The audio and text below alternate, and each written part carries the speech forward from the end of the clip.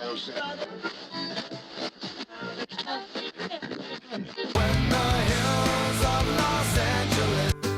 Angeles, I'm and most Hollywood nights.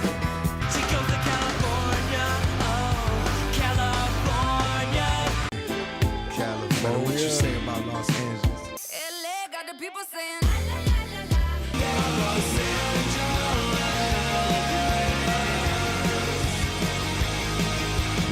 You're listening to Corner of the Galaxy on cornerofthegalaxy.com.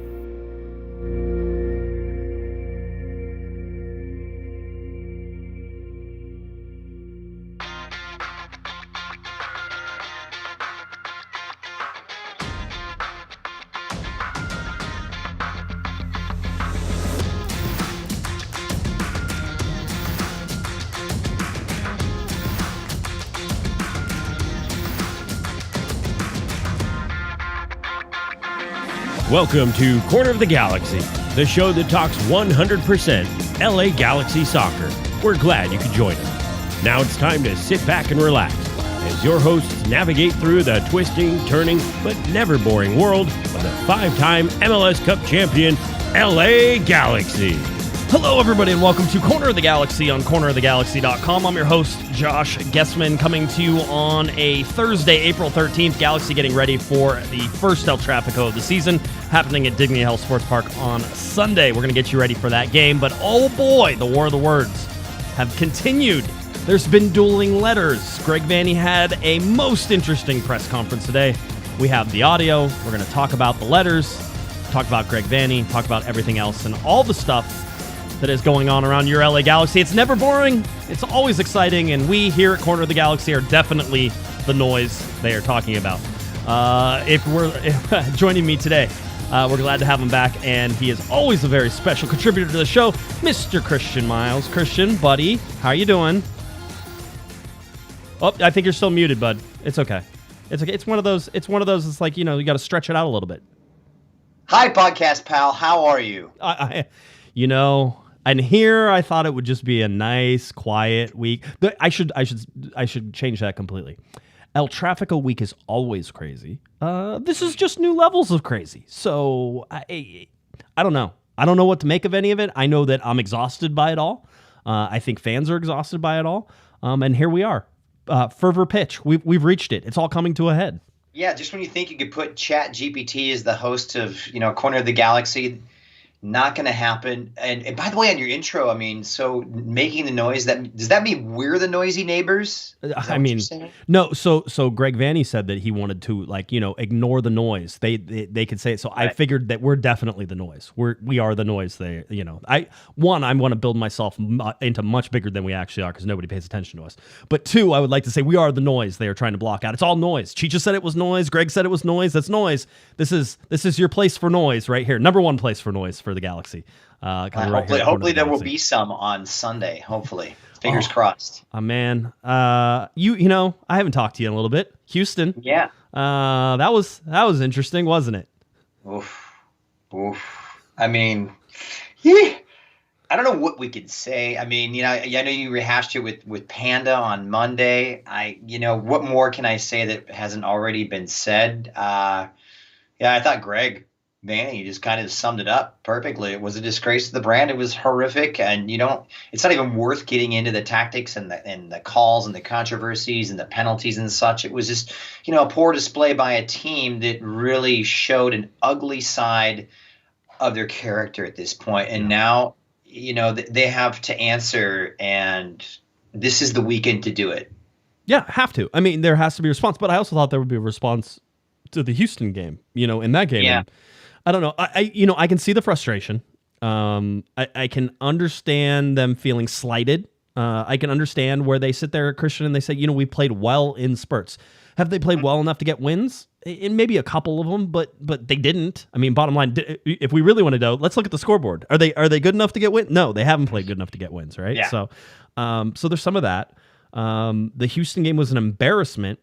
And then it seems like the embarrassing things sort of still roll through this whole week as well. So, it's, There was a question asked of Greg Vanney today by Mr. Scott French, a good question. He said, something, and he sort of ended it with, is this is the lowest point for the LA Galaxy ever. I think we have to have perspective on sort of understanding what 2017 was and how hopeless that entire year felt. I don't feel that way, but the Houston game certainly was reminiscent of 2017 and certainly reminded me of those years. So, needs to be better. And now a lot of stuff is happening. A lot of things are going on, and listen, usually you can come to the show and, we'll be rainbows and unicorns and try to be, I say realistic. Some people say I'm overly optimistic. I'm not. I think I'm realistic of what I'm seeing. And people disagree with me all the time. And that's fine. You disagree with me. I was talking to Taylor Schwellman. He thought I was an idiot, which is normal. Taylor and I are good friends, so that's fine. All this stuff, sort of comes about, and I'm like, okay, what's next? What's this next step? And so when we look at everything and we sort of figure out whether or not what the LA Galaxy are trying to do and sort of how they're trying to build a team or build any of this stuff, it's just very interesting. And by the way, I should point out my son is now opening doors to the studio and all that fun. So I expect him to run in here anytime. He has not been going to bed easily lately. So you need a sidekick. Yeah. You do. He can replace me. I'm perfectly fine with that. So, anyway. So yeah, it's just a bunch of craziness in here in the studio and outside in Galaxy Land as well. Yeah, I feel it, and I've been on some podcasts this week talking about the state of the Galaxy and the contrasting form and the state of the other team coming in to our house. And, they couldn't be farther apart in terms of, off the pitch and on the pitch. And I look at this, Josh, this is a gift on the fixture list for the Galaxy. Right. Because you can throw it all out the window. You tell me how great LAFC is and how they're flying. And they are, and they're playing the best football. And yes, they are the best team. And they're the best well-constructed the most well-constructed team. And the Galaxy, are at a nadir here in the last year and a half since that 2017 season you spoke of. Throw it all out the window. It's a derby. If you could ever alleviate matters and kind of put a Band-Aid on what has been a big wounded season so far, this is that game. So, and all the pressure is on them. Yeah. Even though it's in our house, it's their game to lose. They're the ones flying. If they lose this game, which they've never won here before, then it's all on them, and they're going to be the ones that eggs on their face. So I think this is actually just an absolute gift of a fixture, and try to prognosticate and predict, which we're probably going to do, and we're probably going to do wrong. Oh yeah, correct. It's fool's gold, but it's fun to engage in. Nevertheless, it's at this point, the contrasting fortunes. It's exactly when a derby should come in, a Classico should come in to the season schedule. Yeah, I mean, I think it's interesting when you look at the perspective of, the Rose Bowl game was canceled. The Galaxy will be in a much better position whenever they got glad it was, because Galaxy will be in a better position. The team will be more settled. Like, I mean, that was the irony, the prediction of it all, right? It was like, oh yeah, this is going to be much better. And now you look at it and it's like, yeah, no. I mean, never have you had a Galaxy team this low with LAFC this high coming into this game. So we always try to predict that, and we will, and we'll talk about that. It's just very interesting in terms of how it's all playing out. One of the first things we have to get to, and maybe a little positive stuff, Joe Totino, the man himself, the heart, the voice of the LA Galaxy, as far as I'm concerned.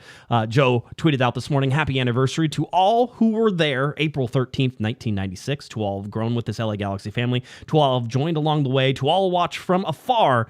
This is always home, and you will always be part of this legacy. Love, love, and love from Mr. Joe Totino.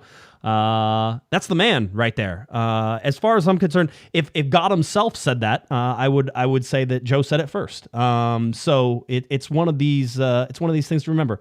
A long time. It's been a long time for the LA Galaxy. I love about Joe, and I've known Joe for 20 years. We've worked alongside with each other, with the Galaxy and in other places. The man has perspective. He knows he knows when to hit the panic button, when not. He understands this in a broader context than any of us could ever understand. And a guy that is as consistent in his quality as they come.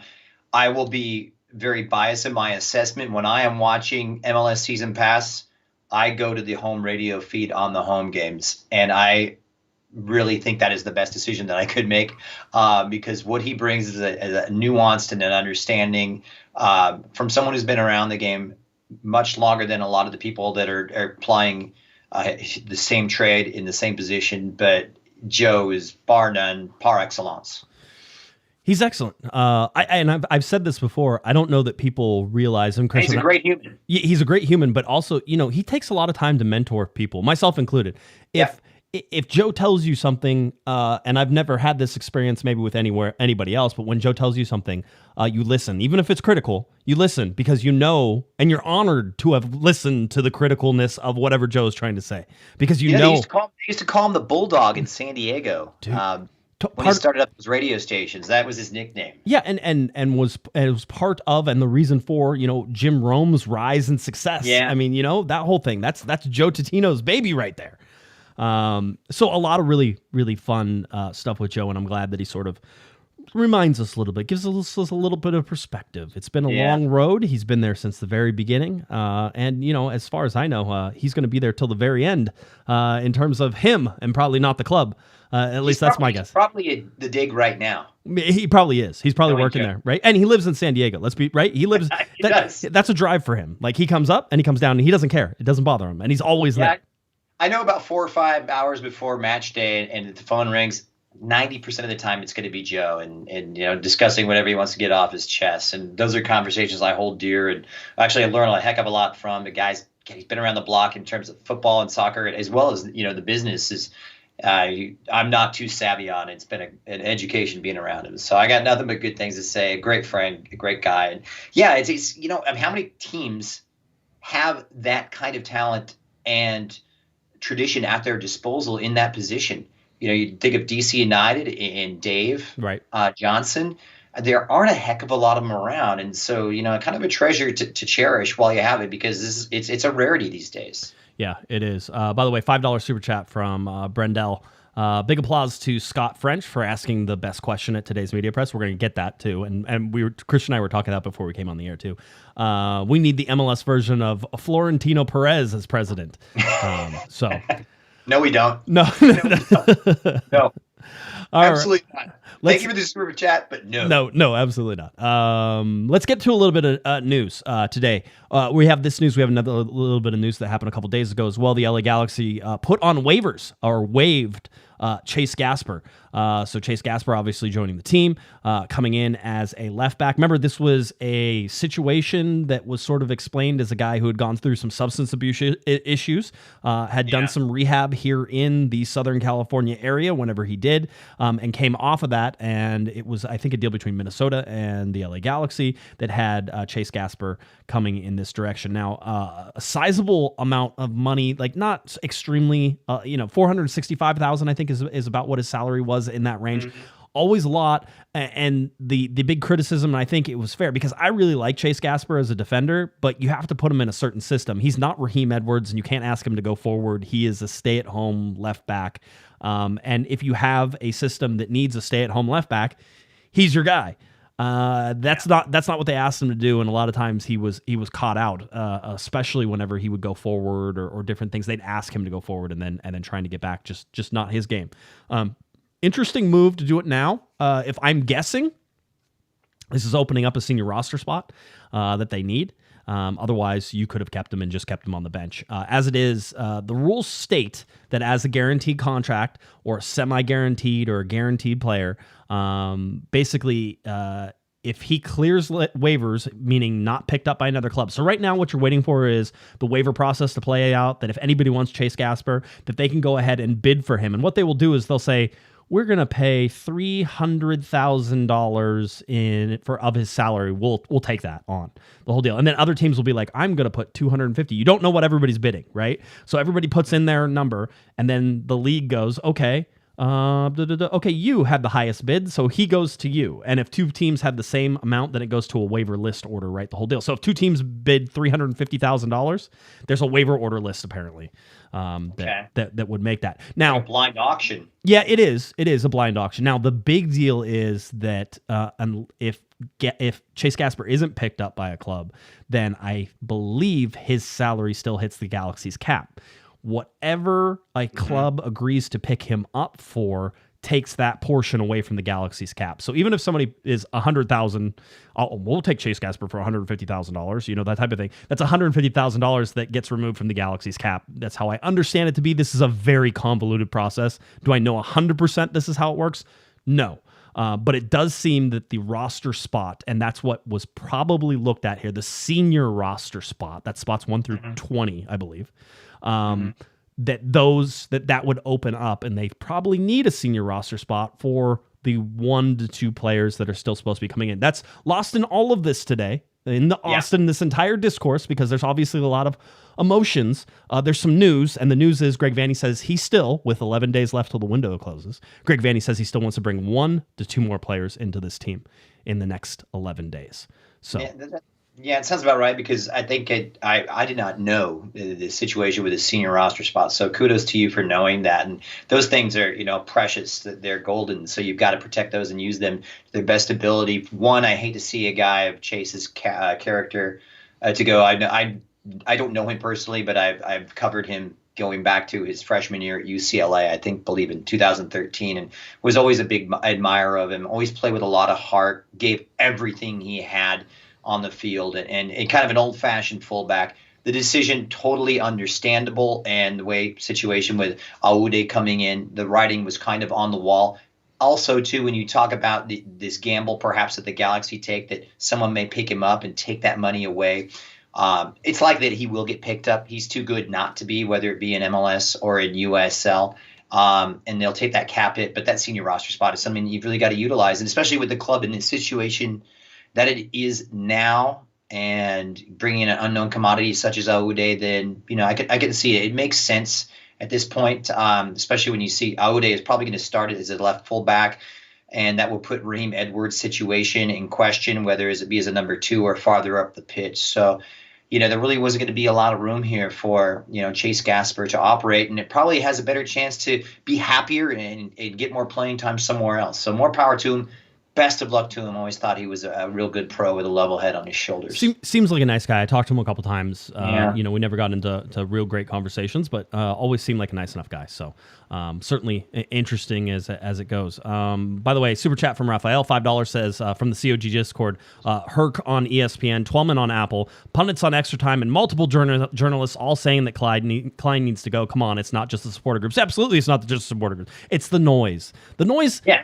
By the way, from what Vanney is talking about, from what I can tell, and we'll play you the cuts here in just a little bit, from what I can tell, Vanney's, the noise is all of the outside. It's not just supporters groups. It is the press. It is the podcasts.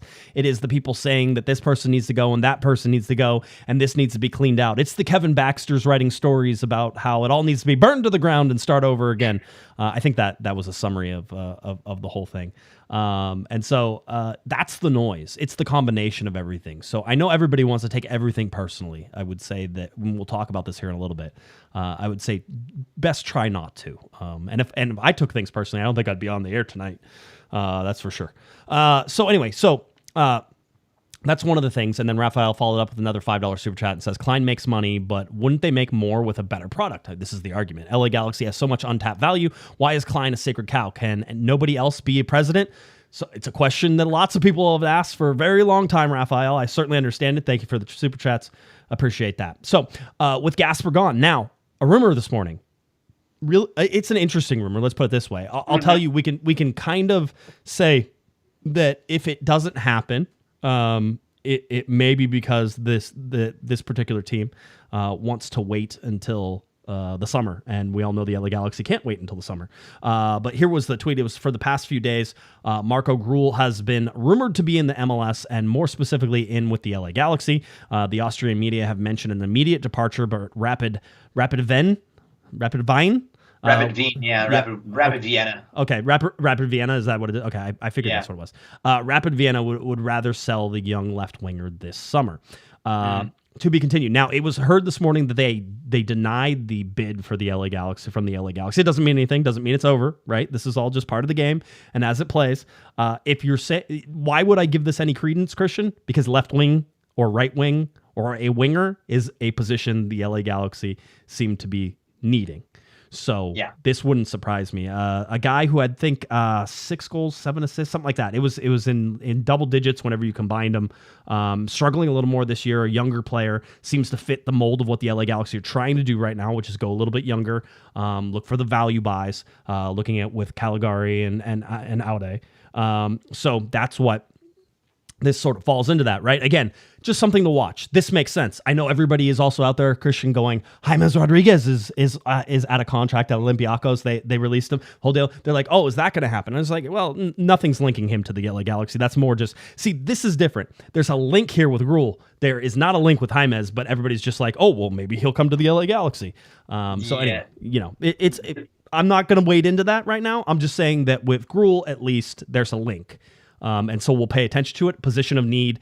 If it goes to summer, obviously that can't happen. But that's sort of it is. I would also like to point out, Christian, that if you get somebody who's out of contract, the LA Galaxy could add them after the window closes. But that gets into a real sort of sketchy area because they can't add them during the summer transfer window. If even I would imagine, even with a out of contract player, like you can't. With an ITC, you're not going to get him in the summer window. So that means the Galaxy could technically add a out-of-contract player who either before the summer window or maybe after the summer window, but not during the summer window, and it could be an international transfer that comes in. I don't believe that's banned. Which would mean that the transfer would probably happen sooner than later, being the case, because basically it sounds like from what you're saying here that, and as the rules are stated, that the ITC is the key in this and when it is issued. And with that being in the summer transfer window, when the Galaxy are in the midst of that ban, that's a big no-no. And we also make sure that Chris Klein is not part of this transfer dealing as well. He can't be the one to sign him as per rules. But talk about a position of need. My goodness. I mean, we're all crying about, it's kind of the 400-pound gorilla in the studio here. Everybody knows we need a winger right now. This team is so narrow and so predictable.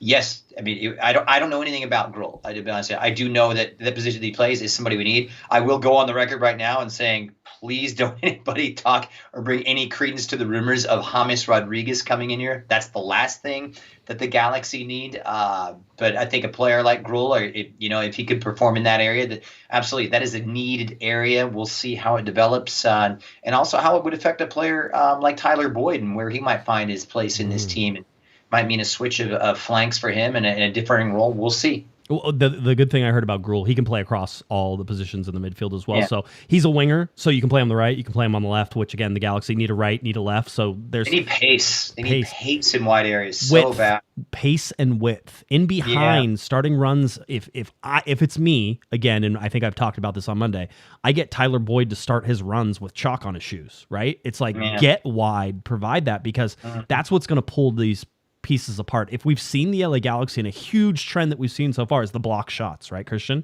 Block shots are indicative of, one, not taking a good shot, and two, allowing a defense to be set or compact in the box, right? Because too many people in there, it'll ping pong around, you don't get the shot off, or you do and it gets blocked. Why is that? The Galaxy are too narrow. If they're too narrow, they're not pulling those defenders apart. They're not creating the windows of which to shoot. Ricky Puig can cut inside all he wants, but there's 6 guys who are standing across that top line knowing that he's going to shoot from outside the box. Right there. So, yeah, it's for me, a guy that could really profit more from the width than anybody would be Ricky Puig. That's kind of where he profited late in the last run of the 2022 season when he had that width, able to operate underneath. I think, when we talk about, everybody's pointing to the lack of goal scoring up top and Jovic and his struggles and how the Galaxy have become too narrow. Yes, they are narrow, but the effect that it's had, the chain effect, the domino effect on a player like Ricky Puig, who he's brilliant. Ricky's, 9 times out of 10, the best player on the pitch, but he's not hit the heights and he's not living up to Ricky Puig's standards so far. Has had fleeting moments of that this season, I would say. But yeah, width is desperately needed for him. It's desperately needed for players like Chicharito, like Jovic to succeed and to stretch those defense, because it's all become rather predictable. It's all become rather one-dimensional, and a little pace in wide areas, especially with the way I think Greg wants to play, I think is massively needed. It's almost a prerequisite and essential at this point. Yeah, it feels that way. Width. Give me wide. Width, son. Get it wide. Get it wide. Whip it outside. Whip it inside. Sound like English camp coaches. Just get it wide and whip it in, mate. There you go. That's how it is. By the way, Sophie's in the chat room, so I want Sophie to rate your English accent that you just threw out there. No, it's not happening. Yeah, It's not happening. It's not happening.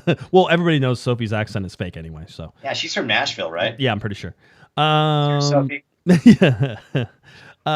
Let's Cheers, get mate. let's get it to a little bit of schedule. Just that way, again, we can pay attention to what's going on. LA Galaxy, LAFC coming up. Then, of course, you have the LA Galaxy hosting Austin next. So 4/16, LAFC. 4/22, Austin. 4/29, away to Orlando. We talked about this month being a difficult one. All those games are difficult. Austin not as good maybe as they were last year. Maybe they've come back a little bit, but they're still a dangerous team as far as I'm concerned. So Christian, it's the big joke around here, but whenever you're a bad team, every other team that you play is a good team, right? So like a bad team, you're always facing good teams, right? So whenever you're a good team, that's whenever you get to face bad teams. The LA Galaxy haven't been a good team yet, so they do nothing but face good teams. That's how the schedules work, and that's how it all rolls out. If we look at the standings here real quick, and I just want to cover them: Cincinnati at tops in the East, New England right behind them, Atlanta right behind them, Columbus, at 13 points there. Toronto is the last one in above the line.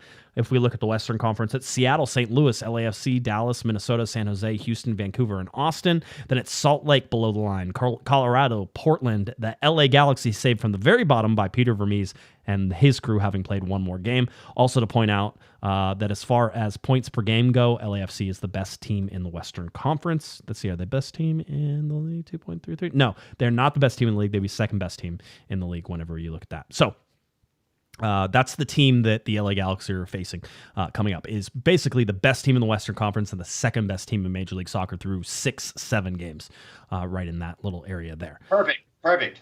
Wonderful. It's exactly what you want. Right? That's right. Let's get to another LA Galaxy announcement before we dive into letters. Love letters to each other, back and forth. LA Galaxy announced Will Misselbrook as Chief Creative and Content Officer. Where there's a will, there's a way, apparently, for the LA Galaxy. Will Kuntz and Will Misselbrook. Yeah, I stole that from somebody who was in a text message chain with me, and they told me I could use that. So did Baxter write that joke? No, he didn't. It wasn't Baxter. You would think it would be, though. It is definitely. I like it. Yeah, or the Galaxy trying to will it into existence, right? Maybe that one. Oh, there's some shirts we could come up with, I'm sure. Moving on. Yeah, basically, on Wednesday, the LA Galaxy announced this. So yesterday, as we're recording on a Thursday night, from President Chris Klein, our organization is committed to reestablishing the LA Galaxy as an innovator and leader within the league. As part of our Galaxy leadership team, Will is leading new initiatives to reignite our brand, focusing on creative experiences and producing high-quality content where fans, the community, and our supporters can engage with the team in exciting new ways. Will says, as an LA native and a lifelong Galaxy fan, this is a once-in-a-lifetime opportunity, personally and professionally. The LA Galaxy is an iconic team and brand with an incredibly rich history, and I am excited for the chance to work alongside Chris and the leadership team to differentiate the club and deepen connections with fans, supporters, and new soccer enthusiasts through unique experiences, compelling stories, and engaging content. Nobody speaks like that, by the way. I'd just like to point out. It's written very nicely. I'm just saying nobody speaks like that.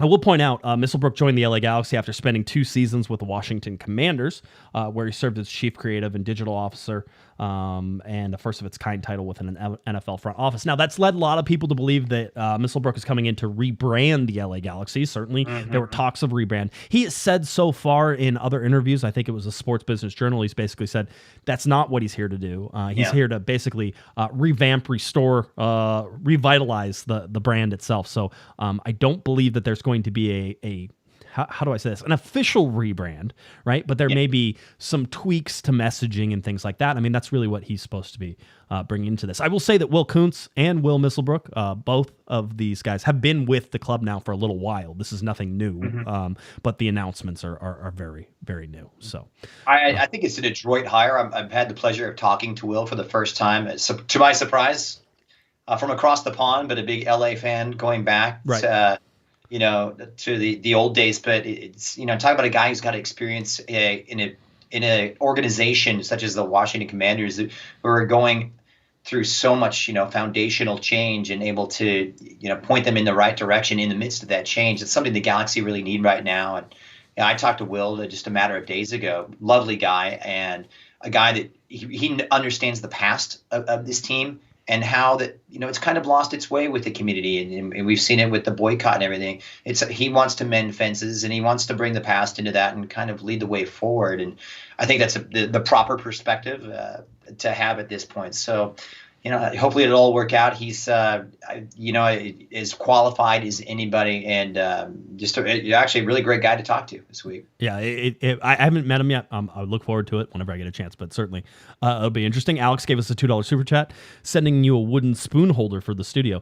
Alex, the wooden spoon comes with its own holder. You don't need one. I've had it in my office for a year. I know exactly. But tell me you don't walk around the studio with it. Just it's like all the lights are off. You're walking around with a spoon. Just remember I almost got beat up for having the wooden spoon. A supporter wanted to beat me up for having the wooden spoon because we would put it on every podcast in 2018. It was right behind the guest every single time. And I'm like, no, that's a reminder.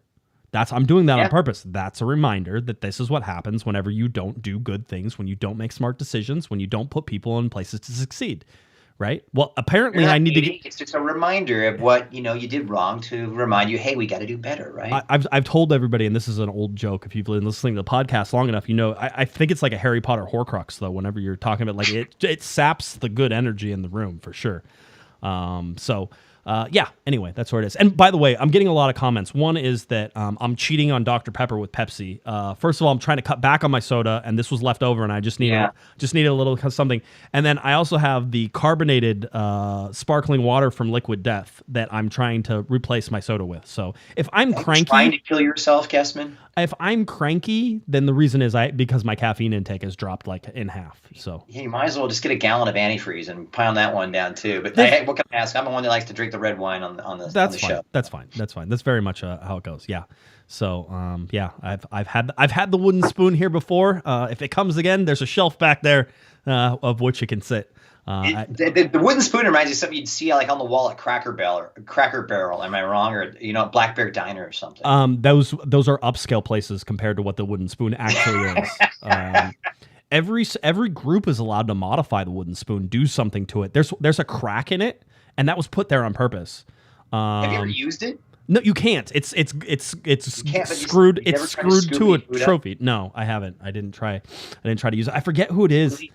Oh, they put it. Was it the San Jose Earthquakes? Like their owner or something like that. It wasn't that, or it was the who was the Columbus Crew owner who then went and started Austin? What?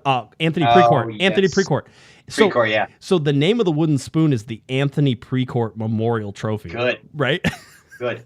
So that should stick for a long, long time after what he tried to pull off here. We need whoever has that wooden spoon. We need to get that on the show. You need video of that person actually trying to make use of that spoon. Of the wooden spoon, okay. It's good video. Very good. So that's where it is. So Elf on the Shelf, spoon in the room, as Mr. Provino says. I like that. Very good. All of the Elf on the Shelf stuff is crazy, by the way. I've done it, and it's nuts, and we should all stop.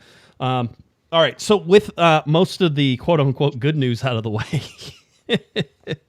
let's turn. The LA Galaxy and Chris Klein put out a message to season ticket members and just season ticket members. And this message said earlier this week, LA Galaxy season ticket members, I love the LA Galaxy. The most important part of the club is the people who are involved every day who share the same passion that I do. Our staff, our players, and everyone at AG work tirelessly to give you a club that you can feel a part of and proud of. I uphold the values established by those who came before me, those who are here now, and those who will carry the club into the future. This includes accountability for the results on the field. When we hired Greg Vanney at the end of the 2020 season, he had a plan to build out the soccer operations for our club, and he laid out a 5-year plan to build the LA Galaxy into a club that competes for championships year in and year out. This plan includes making the playoffs in 2022 and advancing the playoffs in 2023. I believe in what we're building and the people who are building it. However, if we fall short of our goals this year, I will step aside as the president of the club that I so dearly love. This was my commitment to Dan Beckerman and AG when I agreed to my extension, and I stand behind that promise. Signed, Chris Klein. So, president of the Galaxy putting out an email. Listen, ahead of El Trafico week, ahead of the large rivalry, I think this was an attempt to garner some support from the supporters group and possibly get people to return back to the stands for this game. This is the game that everybody had circled in terms of the boycott and everything that was going on. First, it was the Rose Bowl. Whenever that got canceled, it was shifted over to this. everybody knows that this is the big move. We talked about sort of the chess game or the checkers game that was sort of going on. This is where it's a stalemate. This is where you find out who's going to stay, who's going to go, because this was the biggest chip available on the table. And somebody wants to, quote unquote, win the day. Whether you're on the supporters group side, whether you're on Chris Klein's side, somebody wants to win the day. And I think this was Chris Klein's attempt to win the day, which is, hey, I'm not going to be here if we fall short this year. I'm going to leave. And I think that was sort of given as a peace offering to the supporters groups. Now, yeah. I personally, Christian, this is just my belief. I personally believe that that if this was the case, then it should have been stated from the very beginning that was the case. And maybe there wouldn't have been a boycott. Maybe people would have been like, all right, then this is the last year. If we fall short, we fall short. But the other problem with this that I have is that, and people have asked me to clarify for them what this means. And I can't tell you because it's too vague for me. I don't know. So if the Galaxy get into the 8-9 playoff game and they advance in that, does that mean that Chris Klein gets to keep his job? I don't know. I don't know how that works. And I don't think they explained it. And I think they left it vague on purpose. Maybe they didn't. Maybe they left it vague on accident. But, that's sort of one of those things. You look at this and say, well, what are the actual metrics here? And so for me, I certainly took a while to digest this because I think it's a positive that you're putting some metric on it. And I was like, oh man, there's a metric on it. That's good because that gives a measurement, right? You're able to measure what he's saying and how he's doing it. The problem is that measurement or that metric can be bent and changed now because of the vagueness of what it is. And so I can't say that it really stands for anything for me. That's my opinion. I don't know that it had the effect that they thought it was going to have. Refresh my memory here, Josh. In that letter, is he saying if they don't make the playoffs, I will resign? Is that how I'm understanding? Am I understanding this correctly? This plan included, I'll quote, this plan included making the playoffs in 2022 and advancing in the playoffs in 2023. All right, so this year, advancing in the playoffs. Now, technically, the LA Galaxy advanced in the playoffs in 2022 because they won a game and then they went. Right. So does that mean that you are advancing in the playoffs, meaning going further than you did go? Because that would put you at a conference final in this year if you were doing that. But being that the playoff system has changed and that, I don't know, like 65% of the teams in Major League Soccer make the playoffs, and that the 8-9 game is technically a quote-unquote playoff or play-in game, if you're in the 8-9, if you're in the 8-9, does that satisfy? If you win the 8-9, that's advancing in the playoffs, or does it have to be, or again, is it further than what they got last year? Is that what the improvement is? Well, by my understanding, the criteria is yes. To answer your question, according to the criteria outlined by him in this letter, that's obviously if that is the case, they do make the playoffs and they advance, then yes, he's met the criteria. Now, I'm going to go on the record and say I think the criteria in this case, and MLS has set this bar with the playoff standard. I think it's really weak as a gauge of success. I think extremely generous. You said 65% of the teams. Yeah, I think that's right. Calling an NBA model, I'm staunchly against it because it's done a large degree of irrelevancy to the regular season, and it's really diluted the importance of it. But as far as Klein goes, this is his, like you mentioned, this is his olive branch right now. Anything Chris Klein says right now is going to be viewed as a poison chalice by these supporters groups, and rightfully so, and understandably so. I empathize with them. I totally understand it. And to me, what's really interesting is tying his future to the present situation and whether or not they're going to make the playoffs, and basically tying his fate to their fate and how they do, and the pressure that puts on the team, which Greg was asked, and you're going to get to here in a moment. That to me is a little strange. For me, an unnecessary distraction at such an important part of the season. Is that in the club's best interest? For my estimation, no at this point. But also, there's one thing that's really remiss, I think, in Chris's letter, as well-intentioned as it is the fact, this is not just, to use a lack of a better word, context, just about this season. This is about, going back 10 years. This is going back since 2016, where the club, let's be honest, I'm not sure it has fallen way short of where we should be. I'm stating the obvious, Captain Obvious. And I think that is the supporters' gripe. I won't speak for them, but as I understand it, and rightfully so, and I'm frustrated at it too. I'm not one to point fingers at whose fault it was. I'm not smart enough to figure that out. but I know that it's not good enough. It hasn't been good enough for a heck of a long time. So I can understand the consternation and the reticence of these supporters groups in accepting that letter at face value. Yeah, I can as well. Let me get to some super chats here, and then we'll continue on with this.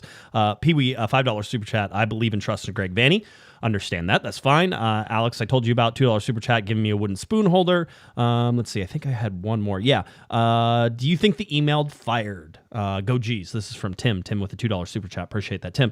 Yeah, I do. I do think it fired. I do think it backfired. I think it wasn't specific enough. I think it wasn't well thought out. I'm actually surprised they allowed it to go out. That's the pressure it puts on Vanney to me is. He says no, by the way. Vanney says he doesn't put him on any pressure. I don't know how there can be. Now, here's the thing. I would love distraction. Pressure may not be the right word, but a distraction here, an unnecessary distraction at this point. Yeah, because it's not needed right now. It's the going club to be has a laundry list of problems going on right now. This is not what they need at this point, in my estimation. It's going to be tracked. I mean, as one of our super chatters said earlier, it's like it's all over. Extra Time Radio went in 2-footed on the LA Galaxy, and rightfully so deserved. Matt Doyle was like, I don't get it. You had all these years to do it. Cincinnati, as they point out, Cincinnati went from being the worst team in the league for 2 or 3 years into being one of the best teams in the league. You can turn things around quickly whenever you have the right people doing the right things, making the right decisions. Now, there's pressure on everybody. And Greg Vanney today, certainly with his reactions, I'm saying Greg Vanney is saying, in my opinion, Greg Vanney is saying, you're judging me on 2 years and 6 games that I've been here, and I've just tried to keep the guy. And he's right up to a certain point where he has had the LA Galaxy in this upward trajectory. I agree with that. The whole deal. Now, right now, that's not necessarily in an upward trajectory. He has to reconcile that and feel it, but he's having to answer for 8 years of bad decisions, and it's not on him, but he's going to be the one that gets the pressure. And now Chris Klein has basically taken those 8 years, and again, my opinion, 8 years of decisions, 8 years of lack of decisions, 8 years of lack of leadership, all of those things, and put the pressure on Greg Vanney to save his job. Right. Maybe Greg doesn't feel any pressure from it. Now, I don't have to say a lot of things because LA Riot Squad and their president, Andrew Alisana, who I have the utmost respect for, answered the open letter. And so this was an open letter to Chris Klein that they put out. And by the way, somebody asked, they're like, well, why did you tweet out a thing about the LA Riot Squad when you just like quote retweeted something that happened for the season ticket member email from Chris Klein? I'm like, well, nobody sent me that email, the first one. So the LA Riot Squad, they sent me that email, so I was able to get it and actually report on it. I had to use other people's stuff in order to talk about the other one. So here is the LA Riot Squad, and this is what Andrew said, and I will read it in best I can. It says, Dear Chris Klein, they say if you love something, let it go. I believe for you, that time is now. Your leadership has been ineffective and has created a Galaxy organization that lacks transparency with no clear vision. Your platitudes and vague statements are not something we as fans can be proud of. The past 10 years have been characterized by a lack of planning, no foresight, and delayed reactions to changes in the MLS landscape. You don't seem to understand your fan base, and you ignore the problems that are obvious to everyone else and have been raised repeatedly by fans of this club. Your recent tactic of tying your fate to the team's playoff success is a cheap cop-out that puts undue pressure on the coach and players. You've had 10 years to establish yourself as a president and build a successful team or give us something to be proud of, but have not shown that you can do so. This timely reveal of the goals, in quotation marks, does not address the concerns and grievances that we as fans have been raising for years, such as the increasing prices, diminishing season ticket holder value, and keeping Herbalife as a sponsor. We have waited since December for you to address the sanctions in your status as the president of the LA Galaxy. Why were these quote-unquote goals not mentioned in our first meeting with Dan Beckerman? Why now? This sort of soft backpedaling, purposely vague statements and reactionary responses are patronizing to Galaxy fans, indicative of your presidency. You used to play for the Galaxy when MLS Cup was the standard, and that's how we measured each season. Now you've lowered that bar to simply making the playoffs and quote-unquote advancing in them this year. You have plunged the Galaxy into chaos, and this has become a detriment to the future of the club. If you truly love the club, you would recognize that and let someone do the job that raises our standards to where they once were. It's time to step down and let someone else lead the team to success that every Galaxy fan seeks. That's from Andrew Alisana, president of the LA Riot Squad. So, wow. that's sort of the whole problem that I have, which is Andrew got it right, and the LA Galaxy and Chris Klein didn't. And between those two statements, you could read them next to each other all day long. I think you'll see the differences there. I don't want to dwell on it. Everybody has already talked about this. This is one of those things that we've talked about. This is something that has been a staple on our show since at least 2017. So it's not something we have to drill down together over and over and over again. But there's a reason that the boycott is ongoing. There's a reason that these fans feel that they have a right to interject themselves into this. And I think Andrew does a good job of saying that. So anyway, that's what we have there. Now we have more to talk about. Lots more, because Greg Vanney had a media session today. Chicharito had a media session today. And boy, oh boy, were there lots to talk about. So we have some long segments of audio that need to sort of be addressed here. We're going to do that in a way that hopefully allows the context of what Greg Vanney is saying, because their context is the key word for today. Context of what Greg Vanney is saying, the questions that were asked, and hopefully you understand. If you want to watch this entire press conference, Corner of the Galaxy, you can go to cornergalaxy.com. You can watch it there. You can go on YouTube. If you type that in, we have the full one with all of Greg, all of Chicha, and then Julian Aude is on there as well. So you can listen to all those. Some of those are in Spanish. I don't have translations available for that. I apologize, but if you understand Spanish, you are there. All right. By the way, executive producer Herb is in the chat today. $32.84 super chat. Hey, Josh, thank you for always making the media press interviews available in its entirety. Hey, Miles, happy belated birthday to Rigby. Shout out to El Trafico Radio, Mike and Alex. Listeners, viewers, hit the like button. There's our executive producer working his magic once again. You would think, though, if he was the executive producer, Christian, that like he would get paid like to do that stuff. Instead, he pays us to talk on the radio. It's weird. It's just a weird thing. I don't know if I'm being used or not. I can't tell. That's the magic of the overlord, right? That's right. You don't know if you're being toyed with when you may be or you may not. Let's get to the explosiveness. There were some questions going in here, and we may go backwards a little bit so that way Greg Vanney can talk about LAFC coming up, because I think that's important. Maybe we'll save that for the LAFC part of all of this. But let's get to the question from Scott French. I will give you the question, and then you will have Greg Vanney getting the answer. This was from today's media session. The expletives have been bleeped out by the LA Galaxy. Thank God, because this is a family show, and I was trying to figure out, I was going to be like, I guess we have to let them roll because it's news. And we roll with it and see what happens, but the Galaxy did shorten those a little bit. Trust me, you'll still be able to know what it is. So if you have kids around who know what the swear words are, maybe some earmuffs are appropriate here for just a little bit, but none of the words actually are said. They're just implied. So here's Scott French, the question, and then on to Greg Vanney, the answer. The narrative from the outside right now is doom and gloom. That the fact being that worst start in terms of points, goals, goal difference, wins. But that turmoil in the locker room, just complete mismanagement at all levels. The only way to solve this is to get rid of everyone from below you, including Jovan, Chris, all the way to change of ownership now is getting thrown out there. It's just that this is the lowest point in Galaxy history. That's some of the talk that's out there. I'm just wondering, one, your response to it, and two, it's built off of a poor start, and there's context to that poor start. Let's back up a second. Okay. For me, it's total bullshit, but people can have their opinions. They're allowed to their opinions, and it's noise, and the only thing that we can do is a group that is very close from top to bottom in our organization, from Chris down to every single player, to our academy coaches, to every single player. As we understand, it's us against whoever wants to talk about us. That's no problem. No problem. We understand where we're at and we understand where we're going. And we also understand the context of the situation. And you can't take context out of a story and just write a story, because that in itself is bullshit, right? The context of the situation is we finished the season last year with our heads held high in the stadium against LAFC. It took them till the final play, basically, of the game to get rid of us in a game that we controlled in many ways. And they went on to win a championship. Congratulations to them. Those should say they had a really good team and they won a championship. For us, we're moving in the right direction. 2 years ago when I got here, we went through the first season, changing 16, 17 players, complete overhaul of our roster.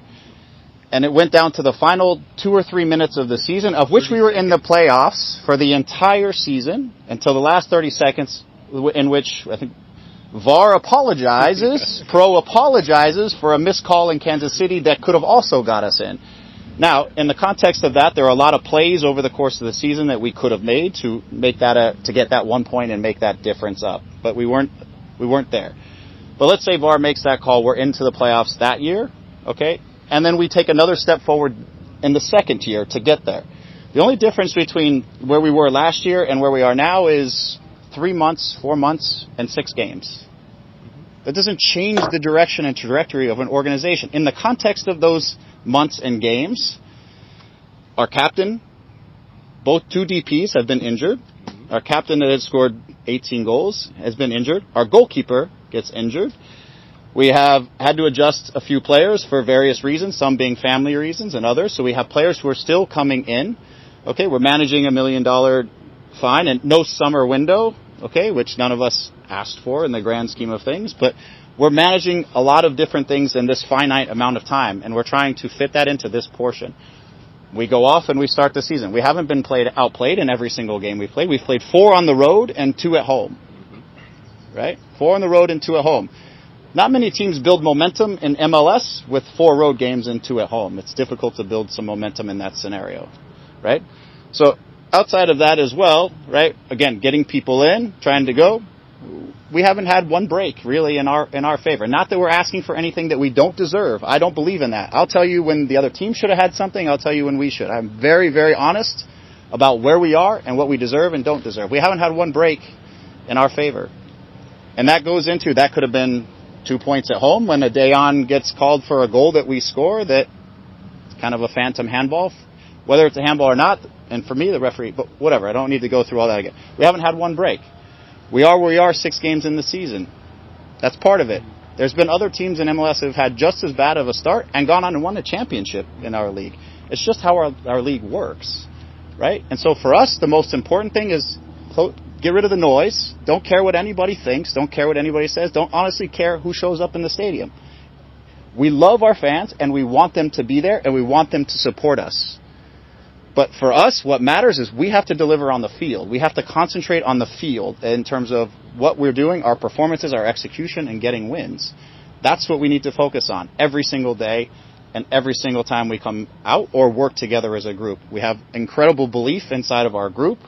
We have incredible belief in the direction that we're going. You can ask any of them. You can ask any of us. It's just about momentum. It's about time. It's about execution. It's about getting our group whole, and it's about moving forward and not allowing anything else to disrupt that process from taking place. All right, everybody good? Did Wow. I lose anybody? Greg is, I mean, again, I understand the frustration, but everybody knew this question was coming. If Scott wouldn't have asked it, I would have asked it. This is absolutely the question that you have to ask here.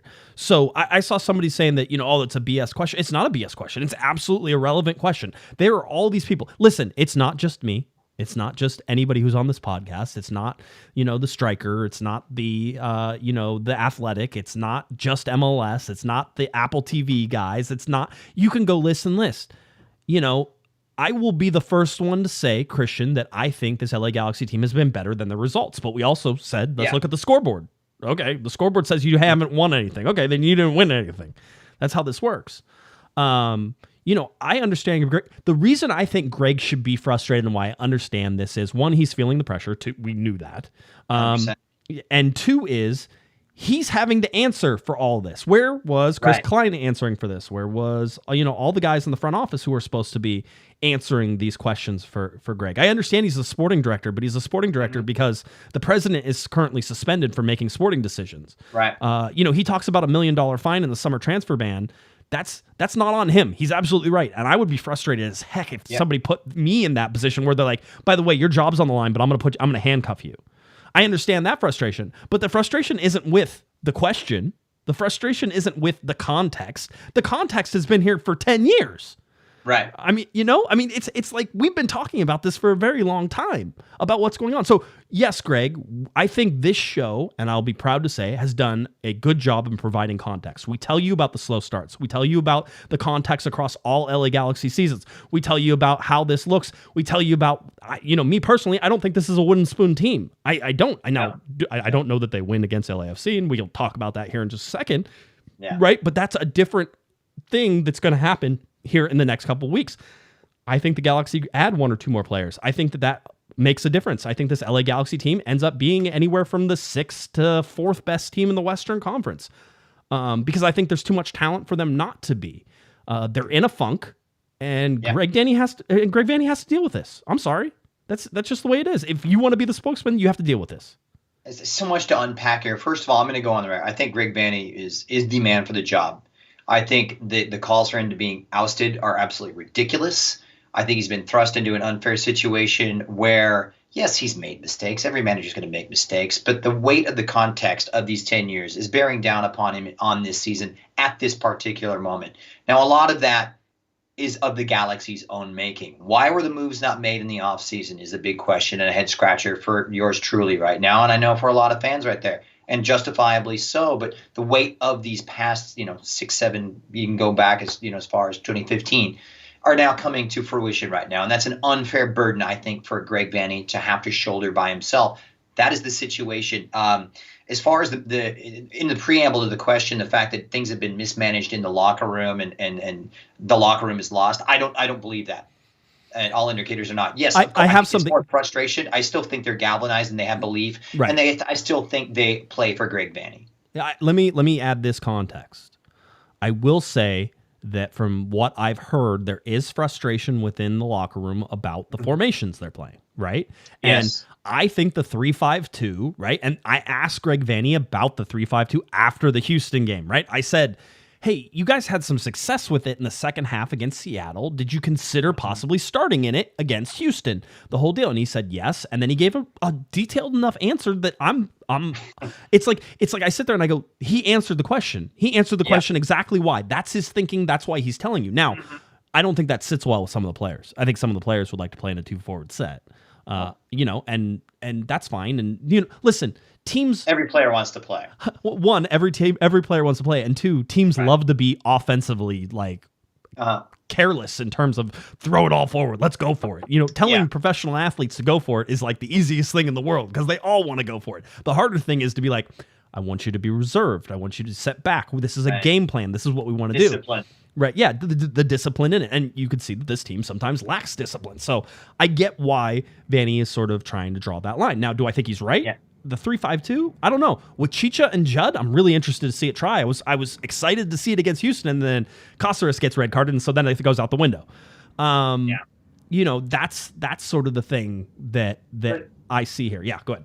Josh, just tactics are such a flexible thing, and they change within the scope of the game. So, blindly asserting a 3-5-2 working regardless of the opponent, I think is something that you can't really is not a reasonable assertion in my opinion. Because if you get a team sitting on a 2-goal lead, of course they're going to sit off, and it's easy to play at 3-5-2. So we can, in each situation in the game is so different, and different tactics call for that, and I think that's one of the things that Greg Vanney does pretty well is he's able to adjust on the fly. I think this manager has done about as much, given the deck and the cards that has been dealt to him, that you could ask for. Of course he's made mistakes, and to his credit, Greg Vanney will own up to that. I think he was a little defensive today in that question, which I perfectly, like you believe, was a reasonable question for Scott to ask, and it's the question that's on a lot of our collective minds. But again, I think to the overall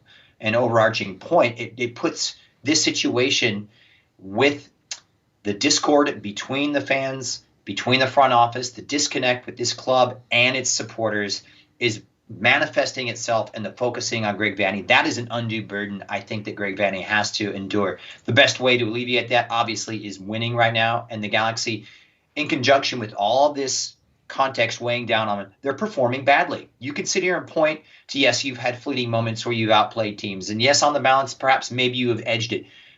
that's not how games are judged. And Greg knows that. Games are judged upon results, and you're based upon results. That's the nature of this business. So to point to that, yes, it is to their credit, but the Galaxy, if you want to point to performances, yes, they have had good moments, but they've also had a lot of terrible moments this season. And that's something that wasn't illuminated, I think. And you're trying to keep morale high, and I understand why these comments are made in the nature that they are, but there's so many things that you could point out here. But I think he is frustrated. And I know that they are frustrated. You can see it in their body language and the way they're playing, and they should be frustrated. And if they weren't, then, obviously indifference is when you really get concerned. But they are frustrated. As far as him losing the locker room, no. I think he's made some wrong decisions, in my estimations, in some tactical situations. But that man knows more about football than I'll ever forget. So he's forgotten more than I'll ever know. Excuse me. But it's just an unfortunate situation. I don't know what the answer is to it. I know the answer is winning. To not pull the plug and get Greg Vanney out of here and go with a new guy. How many times are we going to revamp this team and rebuild this team? And we've been down that road. Yeah. And we've tried domestic coaches, we've tried foreign coaches, and it just hasn't worked. And for whatever reason, there's a lot of reasons why, whether it be squad construction, the people making decisions, the lack of scouting that's been done, the failure to address things during the off season. Let's look at those. But Greg Vanney, understand his frustration. Reasonable question from Scott. A little bit of deflection perhaps going on for Greg Vanney, but that's what you want a manager to do. And secondly, any manager worth his salt, and this is a card that's played by a lot of managers, a siege mentality is a great singular way to galvanize the belief, get the boys, get your team, get your women, your team behind you to form and unite and make a charge forward. The world's against us. We're going to prove you all wrong. Screw you guys. We're going to go out here and beat you. And for me, like I said earlier, that can manifest itself in such a game as this. The gift, the fixture is El Trafico. Yeah. Sauce, by the way, gives a $2 super chat, says, what happened between Greg Vanney and Raheem Edwards on the side, right? There was in the Houston game, there was apparently, it was off camera, but there was a push or there was something. I think we explained it on Monday night. I'll explain what I think is happening. Raheem Edwards was coming out of that game for Douglas Costa because Douglas Costa was coming in. And Raheem Edwards was upset about that. And I don't blame him. Also, you have to understand for Raheem Edwards is there's a big part of this that I think hopefully everybody understands. Julian Aude is coming in to replace Raheem Edwards at left back. We all know this, just like Caligari came in to replace Leerdam at right back after Julian Araujo went away, right? So we knew that. So you want to talk about pressure? Everybody's feeling it. Raheem Edwards is feeling it. So Greg Vanney's like, Ra, I'm going to pull you out. And Raheem Edwards is like, you're not pulling me out. Like, screw you. That ain't happening, and I love it. Oh, you know what? Most coaches are going to tell you that it's probably not a problem. Maybe my high school baseball coach would have had a problem, but he was a dick anyway, so I don't really care. Don't show up. You don't show up the coach. You don't show up the coach. Yeah. If Raheem wasn't pissed, that's when you'd be angry. I want to play. That's just that's what happens in the game. I like to see it. I mean, Raheem. That means he's fighting for a spot. Goes back to what you and I were talking about a couple of weeks ago. Ahead of the game. The competition for spots makes teams better. Now you've got it. Game on, Raheem. You want the spot? Go get it. Had it. Go get it. Yep. Or if you don't, adapt and play higher up. Or you find yourself out on the outside looking in. That's the nature of this beast. And Aude, I like the move. I think it's a good move. I think Raheem, lacks certain defensive attributes in certain times. He brings some great, offensive attacking qualities, but. We've seen the holes that it can leave in a team. If you ever wanted a team that had a little bit more of a disciplined type of setup, it's against an LAFC team that really are just deadly in transition, especially in those wide areas. They have pace and mobility. The Galaxy have had problems defending in wide areas for the last 2 years or 3 years, 4 or 5 years if you want to go back. And I think this is a game that, to a team that kind of plays to their strengths. So if you needed more of a defensive presence at that position, this is really a game for that. So it'll be interesting to see how it shakes itself out. But I love the response from Raheem Edwards. More of it. Bring it on. All right, we got another long one to go here. Greg Vanney was asked, hey, this was follow-up right afterwards. So Scott basically followed up right afterwards and said, and you have some guys coming back, right? And Greg Vanney said this. Now, the important part of this is the second part, where he dives in again into the topics of the first part. So let's get to Greg Vanney's response to Scott French here.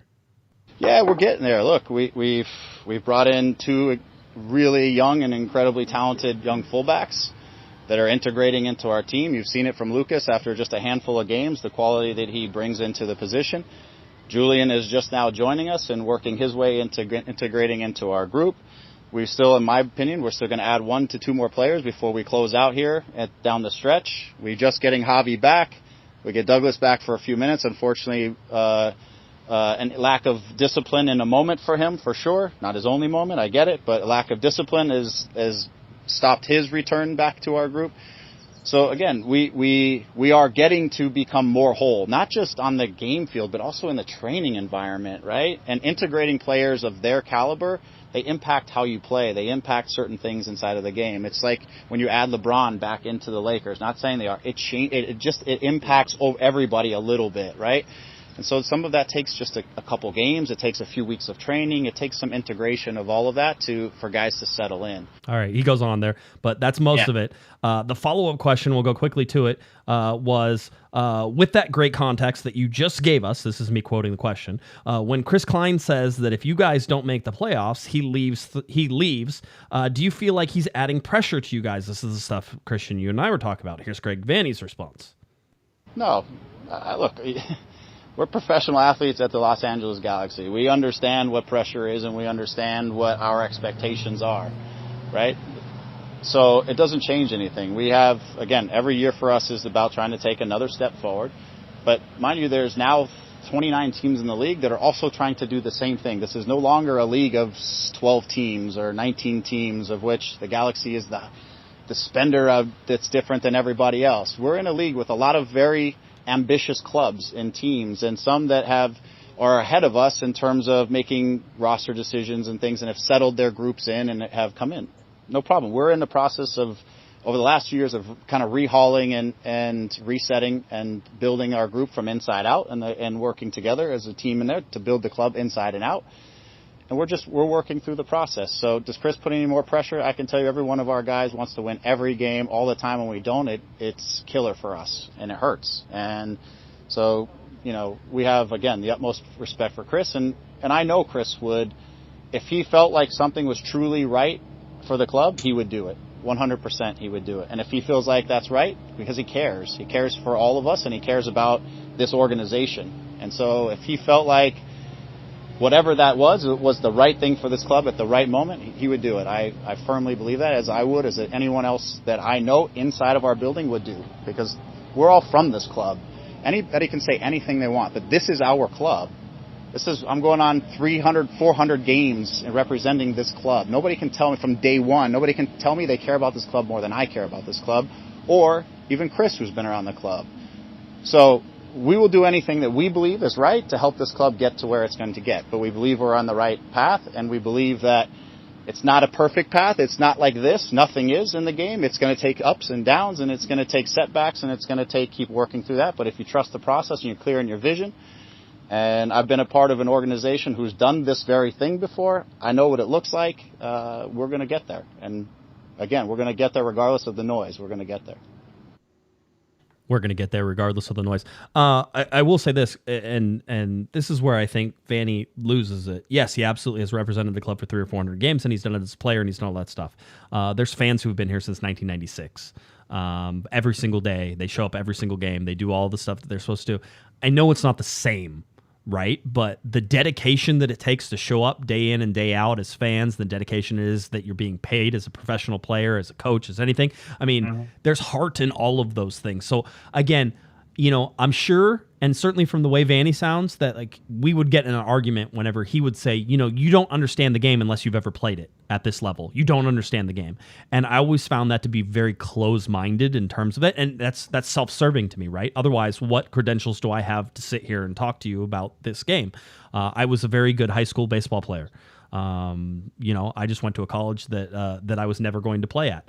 That never went. But those are my qualifications to sit here before you. That and 15 seasons now of watching LA Galaxy soccer, analyzing, dissecting, talking to players, coaches, and everything else that I've done.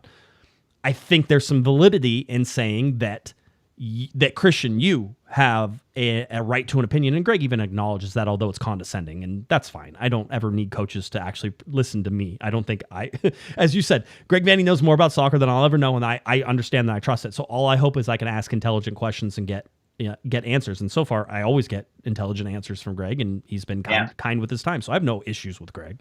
And if he wants to be condescending about it, that's fine. I don't care. So that's the part that I think he misses on it, that there is a lot of passion in all of these places. There's people who are passionate about being sports reporters who cover. There are people, supporters groups who spend and volunteer their time day after day, weekend after weekend to be in these places, to run these groups, to do this. There's people who show up to the stadium 4 hours earlier because they like to tailgate and they like to do this. There's all this passion that's involved in all this. And I think the reason it's so not politically charged, but so emotionally charged is because there is so much emotion in all of this stuff, right? So, in many ways, being in a relationship with the LA Galaxy is a relationship you choose to be in. Which in my opinion is always a stronger love, right? Like, it's one of those things like, hey, my parents had to love me, right? And they kept me. So that's good. I'm glad they did. And the whole deal. But, my wife, she chose me. Now that's a bad decision on her part. I've told her that many times, but she did. So I have to feel that relationship is a little bit stronger. So, the other thing is that, this is a guy who's an employee of a team, Greg Vanney, and he's going to defend his boss because that's part of the job. Totally get it. He could say no comment. I don't know that he would get very far in some of it, but very, very interesting. So that's it. Yeah, really just expected answers from Greg, and he got up there and defended his boss, Chris, as you would, and personally, I like to see that kind of loyalty to the club and the people that got him there. I know he has a relationship that goes beyond the LA Galaxy and predates it in many ways before Chris's time here, I would imagine, and Greg being a little bit older than Chris. But one thing that really stuck out to me in some of those comments, there's other teams that are ahead of us based on their roster construction and such. Why? Yeah. Well, why? Yeah, why should that be? Matt Doyle said something on Extra Time. He was basically like, so 8 years you didn't know you needed an analytics department. 8 years you didn't know that you needed a scout that worked for the team for 8 years. Those are the Chris Klein arguments, though. That's not it's a systematic failing in that regard, and also even to your point, Josh. When we were talking about Ziggy Schmidt coming in about 5 years ago, saying, "What's your plan B if player X is not available?" We don't have it. Why not? Because there's not a scouting department in place. Now, I'm oversimplifying, obviously, here, but the lack of an infrastructure in terms of a scouting department is absolutely massive. It's what's the key behind LAFC's dominance, and it's the blueprint for success in modern-day MLS. The fact that the Galaxy didn't have that, and the inactivity sometimes in these off seasons is kind of bewildering, and it feeds into this frustration narrative. But the answers are unexpected. I thought, he's not wrong in a lot of things, and trying to turn this frustration into a siege mentality is a clever twist from him. Yeah, it's masterful man management. It's Herb Brooks. We talked about it. It's Miracle on Ice, right? Yeah. This is the whole thing. Is that nobody thinks you can win. Everybody's against you. They call you stupid college kids. You're going to go out there and play the Russians. You can't win this game. There's no possible way you could win this game. Yeah, it's the masterful psychologist. What it is classic Jose Mourinho 101. Yeah, the world hates us. We don't like you. They don't rate you. Get out there and prove them wrong. And it's a great tool for our manager to get the most out of a player. But the frustration is palpable. He's defending his said somebody said he didn't need to defend his, like, he could just say that's between Chris and the supporters group, and he could. I just don't think that gets him very far in terms of what he has to do in order to get. Again, the guy who gave him basically carte blanche, here's the keys to the cookie jar. Go ahead and do with what you want is Chris Klein. Chris Klein gave Greg Vanney the opportunity to mold the LA Galaxy and what Greg Vanney wants. Now, Vanney has missed on signings. Let's be very clear. Vanney has missed on signings. And every manager does. And everybody, but again, as you would expect that the signings get better with the build out of the scouting system, and I think that we've seen a little bit of that, right? We've seen the Caligaris, we've seen the Pujas. I mean, Puja's one that you're like, that's one that you're it's probably hard to screw up, but the Brugman is a good one. Getting Brugman in, Caligari, Julian Ade. We haven't seen him play yet, but you know, he seems like that's a good player, and Greg Vanney seems pretty high on him. I don't know if we're taking Greg Vanney's word for that anymore, if we decided that's no longer valid, but those are the things that you can sort of sit here and look at. Executive producer Herb, $9.33 super chat. I dislike that the Galaxy, Lakers, and Dodgers games overlap the one time where the Galaxy plays on a Sunday. Herb always keeping it real, 100%. That's what we have. Listen, there's lots more from this. You can dive into even more. He talks about LAFC. I will probably leave that out because it's very obvious that LAFC is a very good team, and so we'll sort of leave that where it is. I just wanted to get to a couple little charts and a couple little things, and then we'll get to the LAFC game. The interesting thing I've seen so far is that in 6 games, the LA Galaxy have been shut out 3 times already. Now in two of those games, it was a 0-0 draw. Right. So, you know, okay, that's not bad. But the fact that they've been shut out 3 times in 6 games or 50% of the time is a concern. The fact in 2 of those games, the LA Galaxy have allowed 3 goals or more, basically 3 goals, both in the opening loss to Dallas and, of course, this last game to Houston on a defensive side that I thought was sort of putting things together a little bit better. Somebody in the chat room asked, can this LA Galaxy team add 2 more players? Technically speaking, as the roster spots are currently sitting, Christian, the LA Galaxy can add 3 players. Now, what does it mean in terms of... Interesting. Well, I'll say this. Greg Vanney has mentioned many times that they seem to be thinking about leaving themselves some flexibility to do something in the summer. That's going to have to be internal, right? Internal to the league. So move there. So I don't know if that means that they're going to hold one of the spots open or whether or not they can move or trade a spot in order to do that. But LA Galaxy right now have 10 internationals. They have 27 roster slots that are filled. And I believe the release and the waiver of Chase Gasper was for a senior roster spot. So that's how this all sort of looks right now. The other thing to sort of point out is that this is, by my account, and I don't know that I'm perfect on this because I've been trying to pay attention, but this is the 8th player to depart this year for the LA Galaxy. So Cameron Dunbar, Derek Williams, Kevin Cabral, Nick DePuy, Sam Grandseur, Carlos Harvey, Julian Araujo, and now Chase Gasper. So that's 8 changes. Some of those we know. Grandseur was one, and Julian Araujo was one that maybe it wasn't as planned as they would have liked, right? And so those were changes. But again, 8. Interesting. Yeah, 8. So that's there. I want to remind everybody as I go through my charts that it's been, let's see, 3,049 days since the LA Galaxy last won an MLS Cup. And if you're playing along, the LA Galaxy are 9,861 days old today on their anniversary, April 13th, 1996 to April 13th, 2023. That's 9,861 days. Just one of those weird things that I have on a chart for no reason. This is also a reminder. LAFC coming into town. The capacity for the LA Galaxy and Dignity Health Sports Park. 25,174 is a capacity sellout crowd. That's the number that you were probably going to be expecting. Coming up, 26,674 or an additional 500 is an overcapacity sellout. That usually means that they open the berm.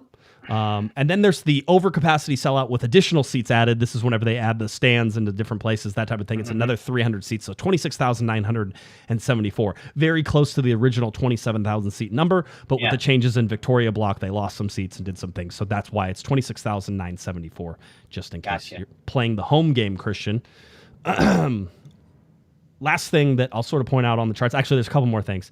The LA Galaxy right now, from their designated players, are only getting 38% of the total available minutes being played by their designated players.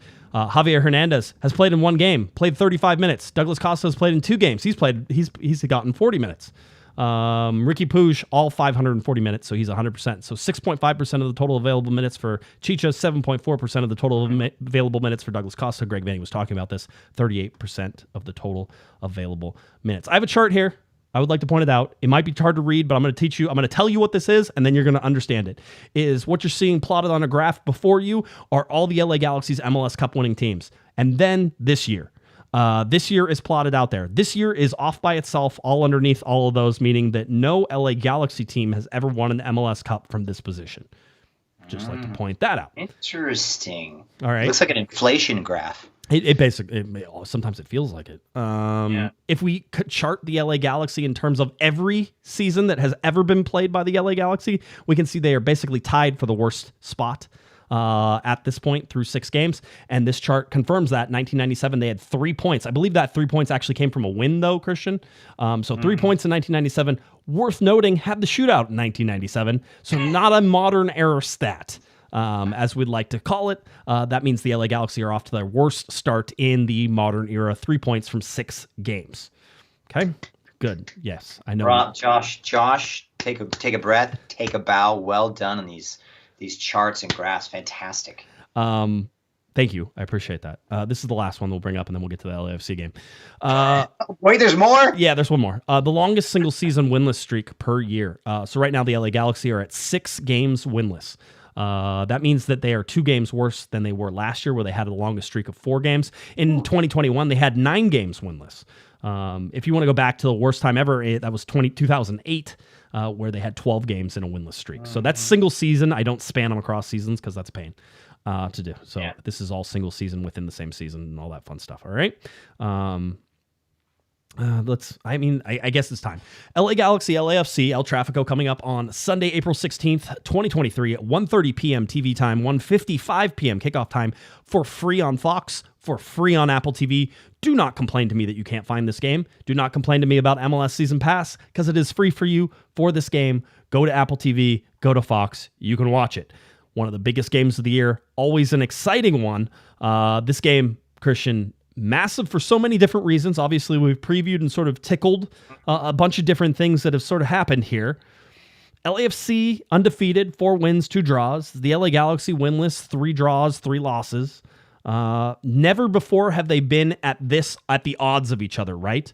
We've never seen this big a disparity. That being said, the LA Galaxy undefeated at home against LAFC. Never been beaten at home against that team. But you have a team that is an absolute buzzsaw right now in LAFC. They beat Austin over the weekend. They just beat Vancouver in the Champions League. Now, I'm not saying Vancouver is the be-all, end-all, and I'm not saying Austin is the best, but I'll tell you right now, LAFC is not backing down from anybody and is not playing anything. If you want to know, though, they did take Seattle to a draw up in Seattle, and that was a game when Seattle was down with the LA Galaxy. I thought the Galaxy were very comfortable in terms of that game. They lost that game, but that was a game that I felt that they very much had a chance to win, or had a chance to at least draw or find themselves in a way to do that. So I don't think the LA Galaxy are out of their league or over their heads in this game. And whenever it comes to this particular game, Christian, it always seems like there's something exciting always happens. So this is not... I'm going to tell you that I think the LA Galaxy lose this game. I also am going to tell you that I've never picked the LA Galaxy to win outside of the playoff game, of which they lost the last time. And to correct Greg Vanney, the LA Galaxy finished at home against Nashville in the playoffs, winning that. And then they went to LAFC at their stadium, where they gave up an untimely goal there at the end with Sega Coulibaly misplaying a ball over the end line. So... That's sort of where I see. What do you see from LAFC so far, and how? And I think you sort of hinted at it. You feel like this comes at a good time for the Galaxy. Oh, I think this is an absolute gift, because the Galaxy have nothing to lose. Everyone is expecting, the mean machine to come in and run rampant over us on our house. So the Galaxy are playing with house money right now, and it's so strange to say in a derby like this when you're the home team. And given our record that we've never lost in 8 games, 6 wins in that run, it's even stranger to even think of that as a possible outcome. But I really believe that all the pressure's on LAFC. They're the defending champions. They're on form. Denny Bouanga's ripping them off for fun with, I believe, like an 11 so far, and coming off a hat-trick performance against over the Austin. weekend. Yeah. And they just continue to roll off the conveyor belt for this team. But there is something about a derby, and it's going to sound cliche, and it's going to sound like you've heard it a million years, but it has proven itself to be true. No matter how bad you are, whatever the discrepancy in stature and in injuries and in form and the quality of players, when it comes down to a derby like this, you can throw all that crap out the window, because this is box office, and players get up for this game. Yep. If you can't get up for this game, you don't belong in the game. They will be up for it, especially with the siege mentality that we have been talking about in this broadcast, especially felt by Greg Vanney right now, where they are coming. There is so much pressure on the Galaxy coming in terms of expectations and how they've underperformed. No one's expecting them to perform here, and I think they have a great chance. This is the opportunity to right your ship. It's not going to rectify all the matters. It'll put a nice Band-Aid on, a lot of blood that's been, let out so far, but it's tough to predict. You never know what's going to happen in these games. Right. We've been a part of them so many times. I am concerned with the Galaxy's defending in transition. If you want to get into the tactics and X's and O's of it, the Galaxy possessed the ball better than anybody in Major League Soccer. No one has had more of the ball this year in the entire league than the Galaxy. The half chances, which you also alluded to earlier on, are a problem here when the Galaxy are so narrow and, very simple to defend. They sometimes lack a plan B for whatever reason, whether that's a lack of options in terms of playing personnel as well as tactical setups. I think it's more of the former than the latter, because the depth in this team at this present point really isn't all that great. But they do have weapons. They can be dangerous. Chicharito, I expect to get the start. They need him to start. It will bring, that star quality to a game that really is deserving of it. And it gets a chance to go against his old buddy Carlos Vela. And the problems with Martin, Cáceres, and Douglas Costa not available for this. I will not say anything about the latter. I think my sentiments have been made abundantly clear on my last appearance on this show. I said it. Douglas Costa should never play again for the LA Galaxy, but go. That's me. Next. Yes. I think it's... You don't have to agree with me. It's fine. But I do, and I don't like saying this about a player, but the manner in which that was...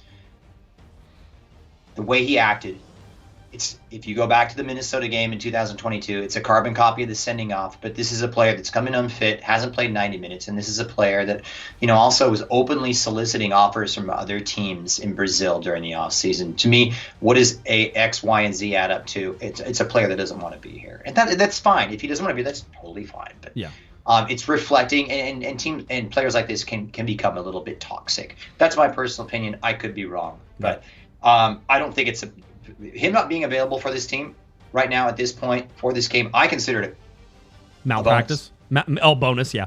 I understand that sort of thing. And by the way, Michael gave us a $5 super chat and says, "Are we getting an El Trafico hype chant from Christian in honor of the hammer?" I am playing the dramatic music behind all this, right? I'm trying. We don't have a dramatic game preview. By the way, $24.68 super chat from Gary. Appreciate everything you guys do. Thank you, Gary. Appreciate that. Here's the thing. It's a buzzsaw, Christian. We know it is. We know the LA Galaxy are in a position of where their backs are against the wall. They need a win. Panda was telling us the last time an undefeated team took on a winless team in 6 games into the season, the whole deal, that it was the winless team that ended up winning. Right? So that was LAFC in Vancouver, and Vancouver ended up winning, right? So derby. It's the nature of a derby. Classico. It is I have this strange feeling that a 3-5-2 is in order. I'm telling you, I think Greg Vanney, I know he wants to be disciplined. I know he wants to be able to work himself into that. I don't know how often they go to it. I don't know if they start with 2 forwards, but watch where Boyd sets himself up and possibly aligns himself with Chicha. If Judd starts, Vanney said, screw it, we're going 3-5-2 along with Chicha. I think I'm in agreement with you that I do expect in some ways that Javier Hernandez is going to be a starter. He said today that he'll go for as many minutes as he can. The thing with the forward is that they don't have to run all the time. And so I think Chicha can find time to rest. He's smart enough to find time to rest, Christian, for me. And so let him go out there, be effective, run when he needs to, and let him rest when he doesn't need to. Who partners Jalen? I think Mavinga's the only correct answer in this right now, only because Sega is apparently back, but he hasn't played, and I don't think you want to throw him into the fire in this game, right? So that's not something I would be excited or in a hurry to do. So for me, it's not about It's not about. It's trying to keep things as easy as possible. Mavinga has played, so let Mavinga and Neal play together. I don't know how that's going to work. I'm concerned about that, especially with the way the LAFC loves to work themselves wide and cross into the middle. So you're going to have Jalen Neal very busy. You're going to have Chris Mavinga very busy. I think it's going to be Caligari on the right. I think Raheem Edwards is going to start on the left. One, because he's a former LAFC guy and he always gets up for these games. And two is, I don't know that they're going to be 100% ready for Aude to come in and sort of play. But don't be surprised if you see Aude playing at left back at one point and pushing Raheem Edwards forward if they need a goal and that type of thing. So I think that's where this all goes. Listen, I don't have a good feeling about this game. I don't think the LA Galaxy come out of this looking rosy. I can see them winning the game. But if this isn't a 3-1 game, then I don't know what is a 3-1 game. I can't see them winning this game, Josh. The Galaxy? I can't see them winning this game, if I'm being frank, but I can see them not losing it. And I know that's kind of, that's a very fence-sitter of you? Yes. Yes. I mean, I'm on the fence. Sorry, I got the fence post up my butt. But, yeah, I honestly believe that here. I think this is going to be, it's going to be a score draw. One thing we are kind of not mentioning is how when we talk about LAFC, everybody talks about that free-flowing attack and Carlos Vela and the form that Bouanga is on. This is a team that is absolutely in lockstep defensively, with the best defensive record, if not one of the top two in the league, and about 3 or 4 clean sheets so far in the first 6 games. So as good as they are and renowned as they are for their attacking football, which Steve Cherundolo likes to approach the game kind of in a similar fashion as Greg Vanney in an attacking sense. It's a team that's excellent defensively. Right. And it hasn't been the case with LAFC teams in the past. And I think that kind of throws a little bit of a different wrinkle in the 2023 edition of the Galaxy opponents that they're facing. So the task is almighty. But I think this is a game, to quote Greg Vanney, that from the Houston game, it's not about tactics, because it's going to be about the fight in the dog, and how much fight this team has. This is a gauge of it's a character test more than it is your ability as a soccer team and an ability as a player. It's a character test, because 9 times out of 10 rivalries like this, and this is the biggest rivalry. Sorry Portland, sorry Seattle. This is the biggest rivalry. 9 times out of 10, these games are built on fortitude, heart, and just sheer desire. By the way, do we want to hear how you say Julian Aude's name? Because Kevin Acevedo sent me the actual pronunciation guide of Julian saying his name. Okay, so I have it. This is Julian saying his own name. I want to be done with this after this, because I've now said it 7 different times in different ways. All right, so here is what I have. Sorry, Kevin. Here it comes. Everybody ready? Deep breath. Here we go. Hold on, it has to open, apparently. Nope, not that one. Here we go. Trying it again. Why won't it play? Julian Aude. Why? It's like right there. Oh, here. Julian Aude. Aude. Julian Aude. Julian Aude. All right. Julian Aude. Julian Aude. Yeah. All right. Good. I'm glad with that. That was him saying it, by the way. Remember, we don't trust players to say their own names on the show, but we will allow it this one time. Can we go live to Kevin Baxter for some tips on that pronunciation? He will not. He will not do it. It will not happen. All right. Prediction then. I don't know if you gave it. I gave mine 3-1. You said a draw, so 1-1. You have 1-1. Okay. I have a score draw, but I believe it will be a 1-1 affair. But, don't be surprised if we see a little bit more than that. Okay. I'm good. That's where we're at. Wait, what else can we talk about, Josh? No, we're done. I don't want to talk about it. I want to go to sleep. That's where I'm at right now. Do you have anything? Do you think there's anything else? Have we left anything else off? This is a monumental game.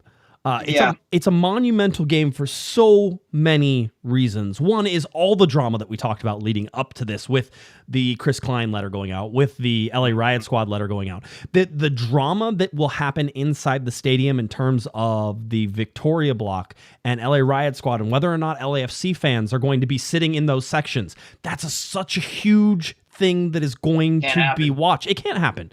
But what happens? Cannot happen. But what happens if you see that? Is there any coming back from that? Is there any? No, and there's not. And that's why it probably won't happen, right? I expect the LA Galaxy to have the same amount of security they'd have there, even if the supporters groups were there or not there. I expect it to be the same. Yeah. This is such a big deal for everything. And if the LA Galaxy get embarrassed, the ramifications of that could be swift. They might not be. These are all chess and checkers games. This is stuff from supporters groups to Chris Klein, Dan Beckerman. You know, they had an emergency meeting where they had ACB, where they were trying to get ACB to come back. They got Chicha on the phone trying to get Angel City Brigade back into the stadium. This is me personally. They tried that with Zlatan, and now they're trying this with Chicha. I don't know where some of this comes from. It's just not the players are not part of this, right? And that's really what I would imagine everybody's going to say is that's not this isn't it, right? It wasn't Zlatan's job to try to get the LA Riot Squad to move into Victoria Block. So all of these things are coming to a head. This game has more like 1,000 points of light coming together, right? Little George Bush, first one, 1,000 points of light coming together. That's what this game is. Everything is coming together. What comes of it, what the result of it, everything, I have no idea. And that's the crazy part. The storylines are 30 deep. You can write about anything you want. You can be excited about anything you want. This is an El Trafico. This is where Zlatan Ibrahimovic got off a plane and scored 2 goals to win a game the Galaxy were losing 3-0. Right? There is literally anything is possible in an El Trafico, and that's why you show up on Sunday at 1:30. TV time is 1:30. 1:55 is your kickoff time game on Fox and on Apple TV. Anything else, Christian? We good? No, but I'm buying whatever you're selling. Nicely done. I tried to hype it up there at the end, get a little bit, but it's true. There's so many things that are happening. All right. It's great. I think that does it. We'll have a game. Well, obviously, we'll have a show on Monday night that will recap what happened on Sunday afternoon at Dignity Health Sports Park. The Panda will be back in there. So lots of things to talk about. And he was out at training today. Congratulations to all the media members who survived the 5-a-side today. I was not there. I was trying to. Instead, I got to talk to lawyers all day. That's always fun. Oh, good times. So I applaud you. I heard that Mike Gray was an absolute beast in goal. That's what I heard. Good job. Wow. Mike Gray. Must have been the hair. It's always the hair. It's the swagger. He's totally a goalkeeper. That guy's hair is mad. That is a magnificent mane. We salute the mane, Mike Gray. So anyway, that's where we sit. We'll get you all ready on Monday. Christian, why don't you tell people where they can find you, and we'll get out of here. Check out my weekly feature this week in the LA Galaxy coming out tomorrow, and you can check me out on Twitter at C-Miles Sports with all my thoughts and ramblings. Christian is amazing. Make sure you do it at C-Miles Sports on Twitter. It's where you want to go find them and certainly watch those little recaps. I do. I watch them all the time. Thanks, Christian. Appreciate it. If you're looking for me on Twitter, it's at Guesman, JGUESMAN, and of course at Galaxy Podcast. Please head on over to Corner of the Galaxy at cornerofthegalaxy.com. We have our YouTube videos up there, all of our podcasts, all that fun stuff. You can find it right there. El Trafico coming up, 1:30 TV time, 1:55 kickoff is your time. Fox, Apple TV. We're glad you could join us today listening to all this noise as the LA Galaxy try to block out all that noise coming up on Sunday. For Mr. Christian Miles, I'm Josh Pato Guesman. You've been listening. You've been watching to our little Corner of the Galaxy, our noisy Corner of the Galaxy. Have a great one, everybody. You've been listening to the Corner of the Galaxy podcast on cornerofthegalaxy.com. You can follow the show on Twitter and Instagram at Galaxy Podcast. And be sure to check out and subscribe to iTunes, Stitcher, and Facebook by searching for Corner of the Galaxy. Fans, we thank you for listening, and we ask that you be kind and courteous to your neighbors as you leave the podcast. We thank you for joining us and look forward to seeing you again. Until then, I'm Michael Araujo, and on behalf of the entire Corner of the Galaxy crew, goodbye, everybody.